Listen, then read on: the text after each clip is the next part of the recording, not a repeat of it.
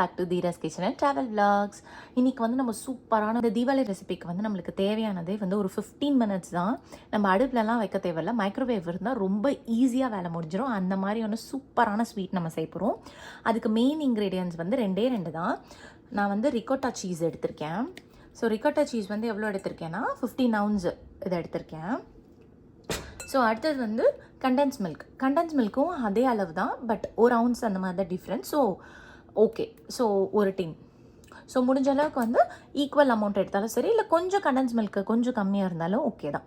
So அந்த மாதிரி எடுத்திருக்கேன். ஸோ ஃபஸ்ட்டு வந்து என்ன பண்ணலாம் அப்படின்னா, ரிகோட்டா சீஸ் இருக்கு இல்லையா, அதை நான் ஓப்பன் பண்ணுறேன்.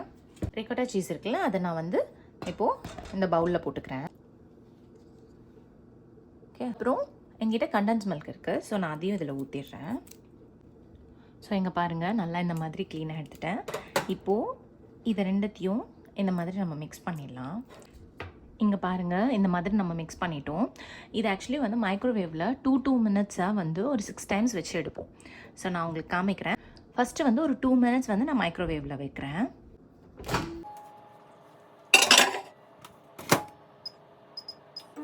இங்கே பாருங்கள், ஃபஸ்ட்டு 2 minutes ஆயிடுச்சு.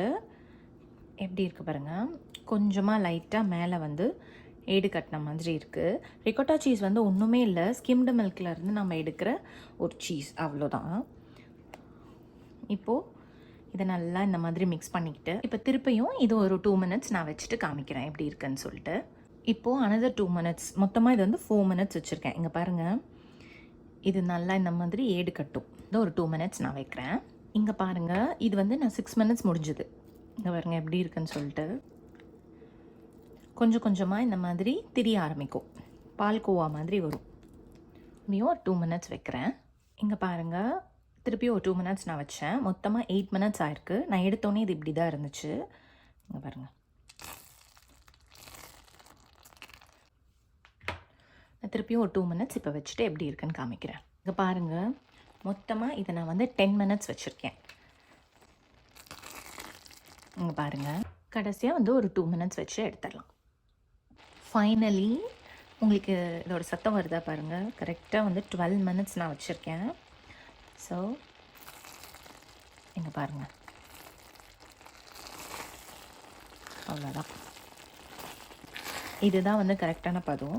இப்போ நம்ம வந்து ஒரு 2 to 3 minutes வந்து இதை வந்து அப்படியே விட்டுறலாம். ஏலக்காய் வச்சுருக்கேன், நான் ஏலக்காய் தூவிக்கிறேன். இன்ச் ஆஃப் சால்ட் நான் எல்லாத்துக்கும் போடுற மாதிரி. ஓகே, இது வந்து நான் கரெக்டாக 8 minutes விட்டுருந்தேன். 8 minutes விட்டதுக்கப்புறம் பாருங்கள், நீங்கள் வேணும்னா